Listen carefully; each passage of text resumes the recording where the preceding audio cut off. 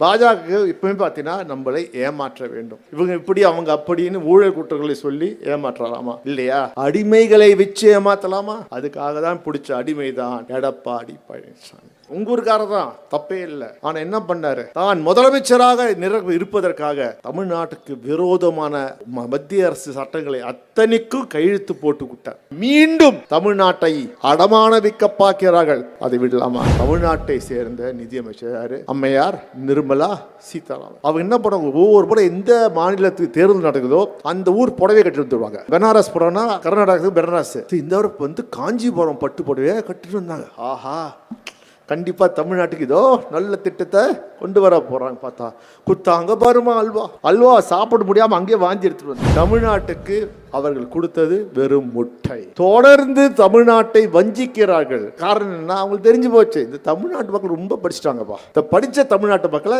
ஏமாத்தவே முடியாது. நிதிநிலை அறிக்கை அதுவும் ஞாயிற்றுக்கிழமை தான் பண்ணுவாங்களாம். மோடி அவ்வளோ இந்தியாவுக்காக ஞாயிற்றுக்கிழமை கூட பார்க்காம வேலை செய்யறான். அடி தாய்மார்கள் உங்களுக்கு தான். மகாத்மா காந்தி 100 நாள் வேலை வாய்ப்பு திட்டம் இருந்ததா? எங்க பிறந்தாரு காந்தி? மகாத்மா காந்தி தமிழ்நாட்டில் பிறந்தாரு, குஜராத்தில் பிறந்தாரு. அதே குஜராத்தில் பிறந்தவர் தான் மோடி. வேலை என்ன பண்றாரு பார், மகாத்மா காந்தி பேரை தூக்கி ஸ்ரீராம ஜெயராம பேரை வைக்கிறார். இதுக்கு மதவாதத்தை திரிப்பதற்கு இந்த 100 நாள் வேலையை பயன்படுத்திக்கோ. திட்டத்துக்கு ஆனா சம்பளத்தை உயர்த்தி கொடு, தப்பு இல்லையே. 100 நாளை 200 நாளாக்கு முடியாது. அதை 80% குறைத்து விட்டேன் என்றார். சேலம் என்றால் எனக்கு உடனடியாக நினைவுக்கு வருவது சேலத்து மாம்பழம்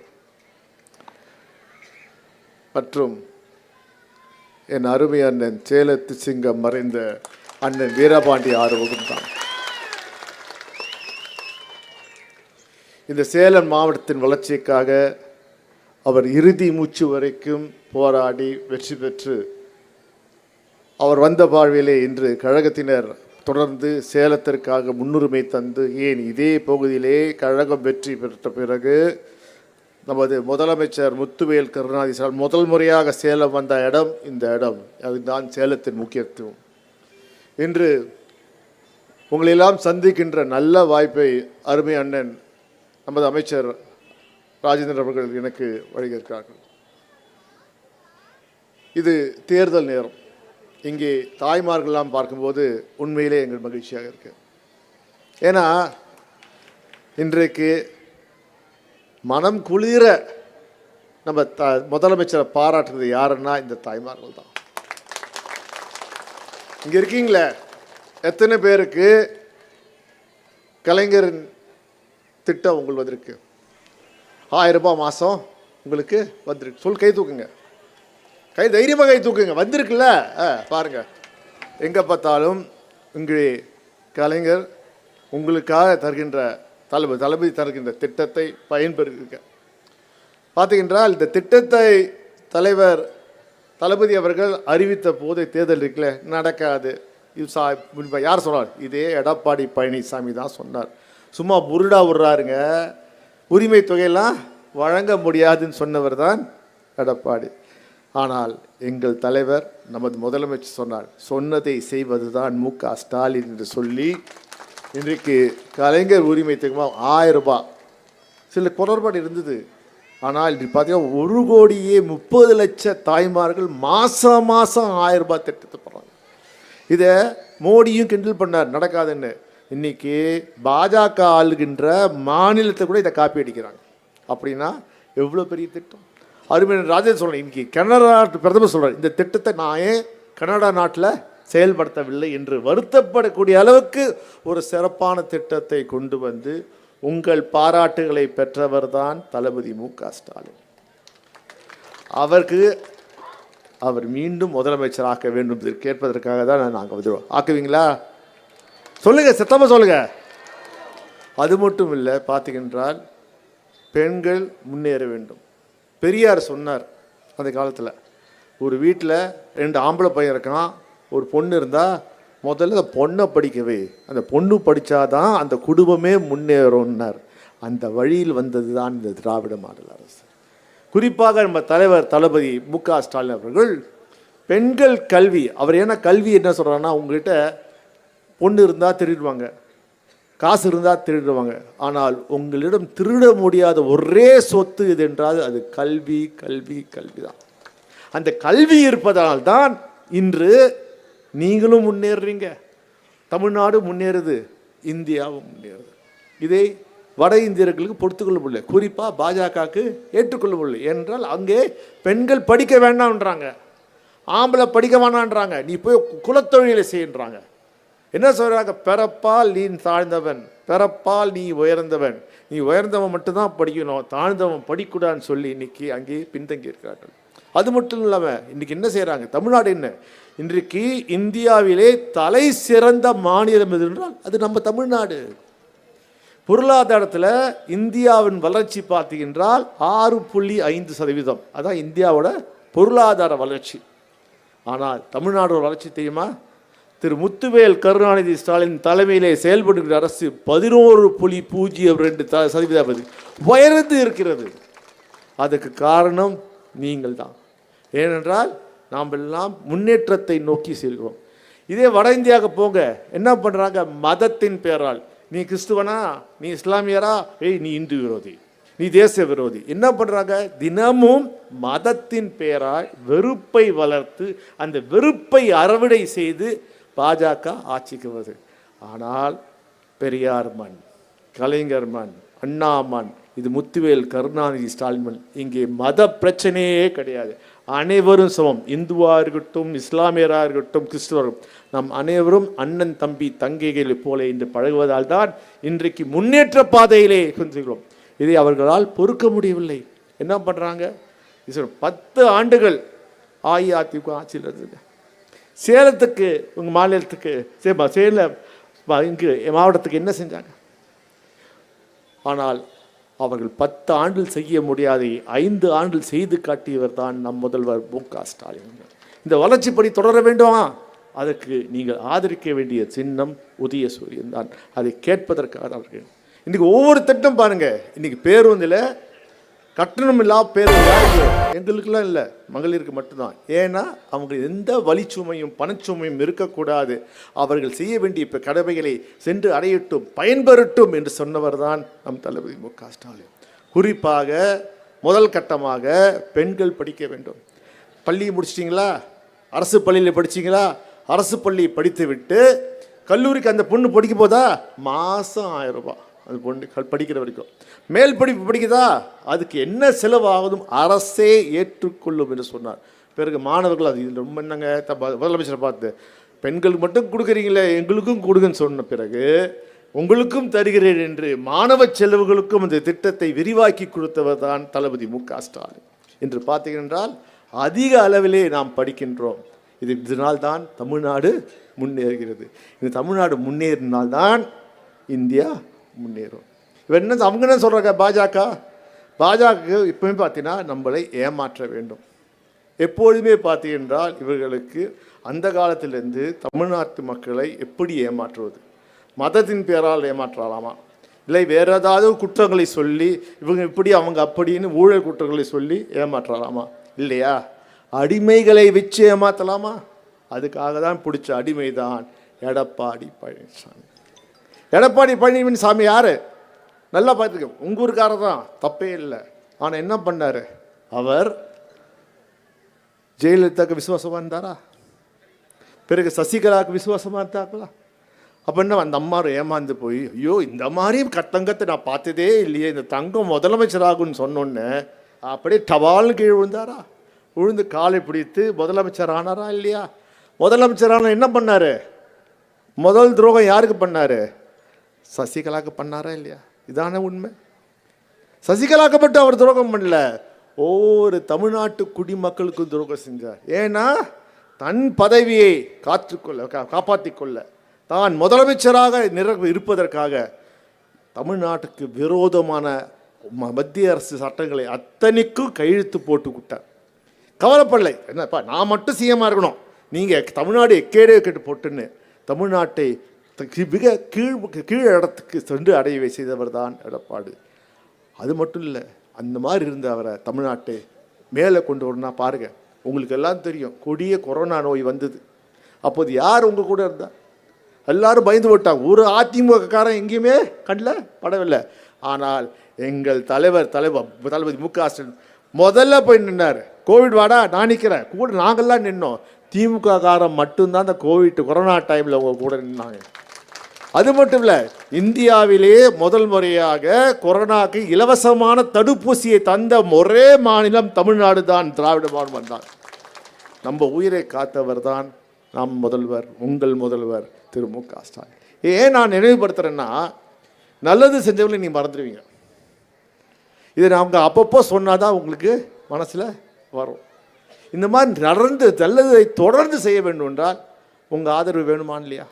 நான் கேட்குறேன். உங்களுக்கு வீட்டில் பசங்க இருக்காங்க. ஒரு பையன் நல்லா படித்து உங்களுக்கு மாதம் உங்களுக்கு நல்லது சம்பளம் தரான், சம்பாதிச்ச பணத்தை எல்லாத்தையும் உங்களுக்கு தரான். அப்போது அந்த பையனை நீங்கள் என்ன செய்ய வேண்டும்? ஊக்கப்படுத்த வேண்டுமா, இல்லை அவனை பண்ணாதேன்னு சொல்லுவீங்களா? அதே தான் இந்த நிலைமை. இந்த 5 ஆண்டு காலத்திலே உங்களுக்கு உரிமை தொகையாக மாதம் 1000 வழங்குகின்ற திரு முத்துவேல் கருணாநிதி தொடர வேண்டும் என்றால் என்ன செய்யணும்? உதயசூரியனுக்கு நீங்கள் வாக்களிக்க வேண்டும். ஏன் நான் இதை இப்படி நீங்கள் உரிமையை பெற்றீர்களோ, நாங்களும் உரிமையுடன் உங்களுக்கு கேட்குறோம். எங்களுக்கு உரிமையாக நீங்கள் திமுகவுக்கு வாக்களிங்கள், திமுக கூட்டணிக்கு வாக்களிங்கள் கேட்குறோம். ஏனென்றால் இன்று ஒரு பெரிய வஞ்சனை இருக்குது. நீங்கள் இப்போ புதிதாக வந்த படத்தை நீங்கள் பார்த்தீங்களா இல்லையா தெரியல. பராசக்தி படம், கலைஞரை எழுதின பராசக்தி இல்லை, அது இல்லை. இது இப்போ புதுசாக வந்துச்சு பராசக்தி. இந்த பராசக்தி படம் பார்த்தீங்கன்னா இன்னும் பிரச்சனை இல்லை. 1960களிலே இந்தி திணிப்பை எதிர்த்து நாம் போராடியவர்கள். அப்போது மாணவ செல்வங்கள்லாம் இந்தி திணிப்பு பாருங்கள், நம்ம எந்த மொழிக்கும் எதிரானவர் இல்லை. நம்ம இந்திக்கோ தெலுங்குக்கோ கன்னட மொழிக்கோ மலையாள மொழிக்கோ எதில்.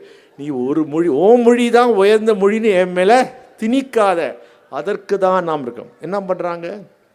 64 அண்ணா இருந்தார், பெரியார் இருந்தார், கலைஞர். அப்போது அவங்க என்ன பண்ணுறாங்க? இந்தி திணிப்பு. என்ன சொல்கிறாங்க? இந்தி தான் நீ படிக்கணும், இந்தி தான் நீ பேசணும், தமிழை பேசாது. ஏன்னா ஒரு மொழியை, ஒரு இனத்தை அழிக்க வேண்டுமென்றால் முதலில் அதன் மொழியை, அவர்கள் பேசும் மொழியை அழித்தால் போதும், அந்த இனமே அழிந்துவிடும்.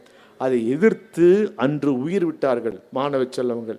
அதனால்தான் இன்று நான் தமிழில் பேசுகிறேன், நான் தமிழை பேசுகின்ற கேட்பதற்கு நீங்கள் இருக்குங்க. இல்லாவிட்டால் நான் புரியாத மொழியில் ஒன்று பேசி கொண்டு இருப்பேன், நீங்களும் புரியாத மொழியை கேட்டுக்கொண்டு இருப்பீர்கள். இதே அது 1964. இன்றைக்கி 2026. இன்றைக்கு பெரியார் இல்லை, அண்ணா இல்லை, கலைஞர் இல்லை, நம் தளபதி மு.க. ஸ்டாலின் மட்டும்தான் இருக்கார். ஆனால் நிலைமை என்ன? 64 என்ன நிலைமை இருந்ததோ அதே நிலைமை தான் இன்று. என்ன சொல்கிறது மத்திய அரசு, மோடி அரசு? நீ இந்தி படி. எதுக்கு படியும்? இந்தி படிச்சே ஆகணும், நீ இந்தியாவில் இருந்தால் இந்தியா. அப்போ நிலைமை வேற. 64 மத்திய அரசு வேலைக்கு தான் அலைஞ்சோம். ஏன்னா வேற தனியார் வேலையில் நமக்கு வேலை வாய்ப்பே கிடையாது.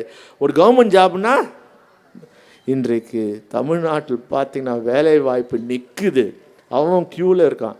நம்ம என்ன சொல்கிறோம்? கலைஞரோ அண்ணாவோ பெரியாரோ தளபதி மு.க.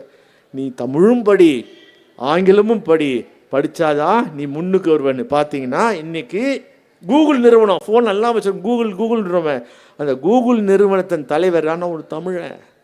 அவன் தமிழ் மட்டும் படிக்கலை, தமிழும் படித்தான், ஆங்கிலமும் படித்தான். இன்றைக்கி உலகத்திலே தலை சிறந்த நிறுவனத்தின் தலைவராக இருக்கிறான். ஏங்க, இன்று இந்தியாவுக்கு உலக அளவிலே பெருமை சேர்த்து கொடுத்தாரே மயில்சாமி அண்ணாதுரை விஞ்ஞானத்தில். இங்கே சந்திர மண்டலத்துக்கு விண்வெளியை ஏகினார். அமெரிக்காவில் பல ஆயிரக்கணக்கான கோடிகள் செல்லும்போது வெறும் 100 கோடியிலே இங்கு இந்தியா இந்தியாவிலிருந்து விண்ணுக்கு அமைச்சார். அவர் இப்போ யார் தெரியுங்களா? தமிழ் மீடியம் பள்ளியில் படித்த ஒரு மாணவர். வெறும் தமிழில் படித்து, தமிழும் ஆங்கிலம் படித்த மயில்சாமி அண்ணாதுரை ஒரு தலை சிறந்த இந்தியாவின் விஞ்ஞானி. அந்த பெருமை என்றால் தமிழும் படித்தார். இப்போ என்ன சொல்கிறாங்க? நம்ம என்ன சொல்கிறோம்? பா எனக்கு வயசாகிடுச்சுப்பா, நான் கஷ்டப்பட்டேன், என் புள்ள கஷ்டப்படுறான், என் பேர பிள்ளைங்களா நல்லா வேலைக்கு படிக்கணும், படிச்சுட்டு உண்டு, அதானே கேட்க போகிறீங்க. இவங்க என்ன சொல்கிறாங்க? 3 வயசு 5 வயசு பிள்ளைங்க நம்ம என்ன சொல்கிறோம்? தாய்மொழி முதல்ல படி, தாய்மொழியில் படித்தாதான் அடுத்தது ஆங்கிலத்தை படிக்க முடியும். அதுக்கப்புறம் தான் நீ வேற எந்த பாருங்க. நான் என்ன சொல்கிறேன், இன்னைக்கு நம்ம பெங்களூருக்கு போகிறோம், அங்கே கன்னடா பேசினா கற்றுப்போம்.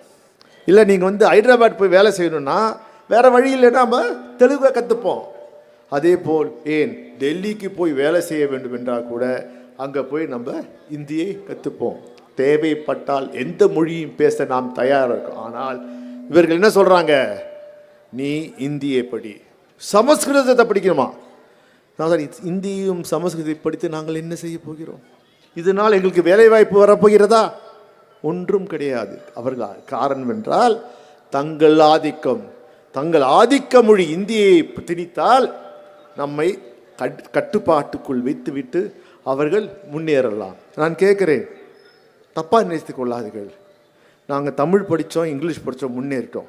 இந்தியை மட்டும் படித்தவர்கள் இங்கே இருக்கு என்ன பண்ணுறாங்க? இன்னைக்கு சொல்லுங்கள், இன்னைக்கு விவசாயத்தில் இருக்கீங்க. இன்றைக்கி பார்த்தீங்கன்னா சேலம் மாவட்டத்தில் விவசாயம் பெரியது. இன்றைக்கி விவசாயம் பண்ணுறதுக்குள்ளே வட இந்தியாவில் தானே வராங்க. ஏன் திருப்பூர் போங்க, திருப்பூர் பின்னலாடையிலே தலை சிறந்த திருப்பூரிலே அங்கே தொழில் செய்வது யார்? நாம இல்லையே.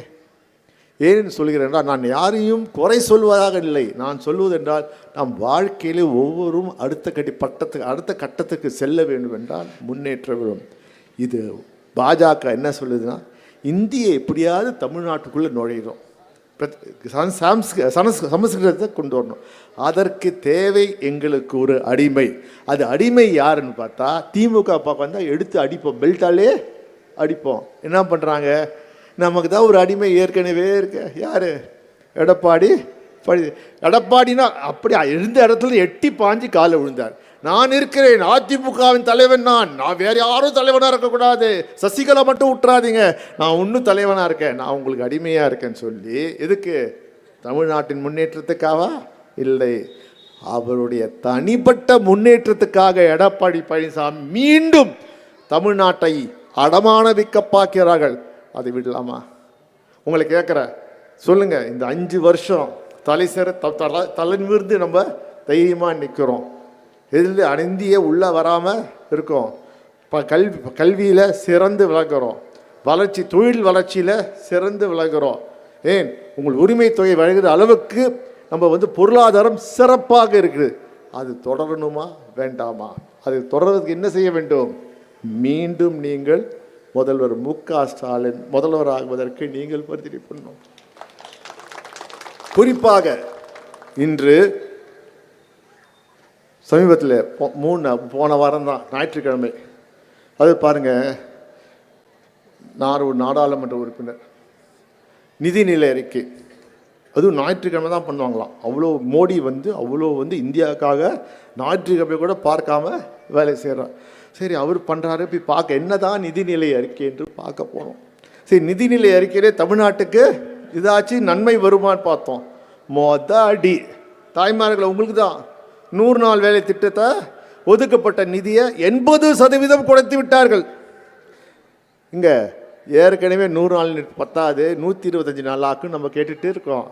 அந்த திட்டத்தை 100 நாள் வேலை திட்டத்தை குறைத்து ஒழிக்கின்ற வேலையிலே இருக்கா. பேர் மட்டும் அது இல்லை, என்ன பண்ணுறா? மகாத்மா காந்தி 100 நாள் வேலையை இப்போ திட்டம்தா. காந்தியை நம்ம மதிக்கிறோமா? காந்தி இங்கேருந்து எங்கே பிறந்தார்? மகாத்மா காந்தி தமிழ்நாட்டில் பிறந்தார், குஜராத்தில் பிறந்தார். அதே குஜராத்தில் பிறந்தவர் தான் மோடி. வேலை என்ன பண்ணுறாரு பார், மகாத்மா காந்தி பேரை தூக்கி ஸ்ரீராம ஜெயராம பேரை வைக்கிறார். எதுக்கு? மதவாதத்தை திரிப்பதற்கு இந்த 100 நாள் வேலையை பயன்படுத்திக்கோ. ஒன்றும் வேணா, திட்டத்துக்கு ஆனால் சம்பளத்தை உயர்த்தி கொடு, தப்பு இல்லையே. 100 நாளை 200 நாளாக்கு நாங்கள் இருக்கோம். முடியாது, அதை 80% குறைத்து விட்டேன் என்றால். ஆனால் நம் முதல்வர் மு.க. ஸ்டாலின் சொல்கிறார், நீ குறைத்தாலும் சரி, நான் மீண்டும் முதலமைச்சர் ஆனால் என் மக்களுக்கு அதே திட்டத்தை மிகவும் பயனுள்ள வகையில் 100 நாட்கள் மேல் தருவேன் என்கிறார். அப்போது அடுத்தது யார் முதலமைச்சராக வரணுமா? சொல்லுங்கள் தாய்மார்களை, யார் வரணும்? ஸ்டாலின் தானே வரணும், இல்லையா? ஏன் இதை சொல்கிறேன், நான் நினைப்பது அதே மாதிரி பாருங்கள். சரி, ஒவ்வொரு முறையும் எந்தெந்த மாநில தேர்தல் நடக்குதோ அப்போது நிதிநிலை அறிக்கையில் என்ன பண்ணுவாங்கன்னா, அந்த மாநிலத்துக்கு பல சலுகைகளை வழங்குவாங்க. எதுக்கு? ஓட்டை கைப்பற்ற, ஏமாத்தலாமா, இதை பண்ணுறோம் அதை பண்ணுறோன்னு மாய வித்தைகளை சொல்ல. ஆனால் தமிழ்நாட்டை சேர்ந்த நிதியமைச்சர் யார்? அம்மையார் நிர்மலா சீதாராமன். நானும் ஆசையாக பார்த்தம்மா. அவங்க என்ன பண்ணுவாங்க, ஒவ்வொரு முறை எந்த மாநிலத்துக்கு தேர்தல் நடக்குதோ அந்த ஊர் புடவை கட்டி வந்துடுவாங்க. இது பார்த்திங்கன்னா பெனாரஸ் போனோன்னா அங்கே என்னென்னா இது பெங்களூரா, கர்நாடகாவுக்கு பெனாரஸ். சரி, இந்த வந்து காஞ்சிபுரம் பட்டு புடவையே கட்டிட்டு வந்தாங்க. ஆஹா, கண்டிப்பாக தமிழ்நாட்டுக்கு இதோ நல்ல திட்டத்தை கொண்டு வர போகிறாங்க. பார்த்தா குத்தாங்க பாருமா அல்வா சாப்பிட முடியாமல் அங்கேயே வாந்தி எடுத்துகிட்டு வந்துட்டோம். தமிழ்நாட்டுக்கு அவர்கள் கொடுத்தது வெறும் முட்டை. தொடர்ந்து தமிழ்நாட்டை வஞ்சிக்கிறார்கள். என்ன காரணம் என்ன, அவங்களுக்கு தெரிஞ்சு போச்சு, இந்த தமிழ்நாட்டு மக்கள் ரொம்ப படிச்சுட்டாங்கப்பா, இந்த படித்த தமிழ்நாட்டு மக்களை ஏமாற்றவே முடியாது. ஆகையால் நம்ம என்ன சொன்னாலும் அவர்கள் ஸ்டாலின் பக்கம்தான் இருப்பாங்க, தெளிவாக இருப்பதால் இருக்கு. அவங்களே கைவிட்டாங்களா? அப்போ நீங்கள் என்ன பண்ணணும்? ஆமாப்பா, நாங்கள் பண்ணுறோம். இந்த முறை தலைவர் சொன்னது போல் ஒன்று ஆதரவு தேவையில்லை, எனக்கு தேவை தமிழ்நாட்டு மக்களின் ஆதரவு. அவர்கள் ஆதரவு இருந்தால் தமிழ்நாட்டை மென்மேலும் வளமையான நாடாக நான் மாற்றி காட்டுவேன் என்று உறுதி எடுத்தவர் நம் தலைவர் மு.க. ஸ்டாலின். அதை நிறைவேற்ற பொறுப்பு உங்கள் கையில் இருக்குது. தொடர்ந்து பார்த்தீங்கன்றால் ஒரு ரயில்வே திட்டம் நமக்கு கிடையாது, ஆனால் நாம் இருக்கும்போது சரித்திரத்தை மாற்றி காட்டியுள்ளோம். இன்று தமிழ்நாடு வளர்ச்சி பாதையிலே சென்று கொண்டிருக்கிறது. இந்த வளர்ச்சி பாதையை தொடர வேண்டும். நீ தொடர்வதற்கு ஒன்று தான், இதோ இந்த ஆள்காட்டி விரல்வா. இந்த ஆள்காட்டி விரலுக்கு எவ்வளோ பவர் தெரியுமா? வரவேற்கிற தேர்தலில் நீங்கள் உதயசூரிய கூட்டணிக்கு நீங்கள் போய் தொட்டால் போதும், அங்கே மோடிக்கு ஒரு ஷாக் அடிக்கும் பாருங்கள். அதுதான் நம் இந்தியாவின் தலையெழுத்தை மாற்றுகின்ற இதாக இருக்கும். கண்டிப்பாக இங்கே இருக்கின்ற தாய்மார்கள் தொடர்ந்து நம் தமிழ்நாடு தலை குடியாமல் தலை நிமிர்ந்து நிற்க வேண்டும் என்றால், தமிழ்நாட்டில் நீங்கள் தலை நிமிர்ந்து நிற்க வேண்டும் என்றால் மீதும் முத்துவேல் கருணாநிதி ஸ்டாலின் முதலமைச்சராக வேண்டும். அதற்கு நீங்கள் உறுதுணையாக உதயசூரிய சின்னத்திலும் அது கூட்டணி சின்னத்திலும் வாக்களிப்பீர்கள் நம்பி அந்த நம்பிக்கையோடு உங்களது விடைபெறுகிறேன். நன்றி, வணக்கம்.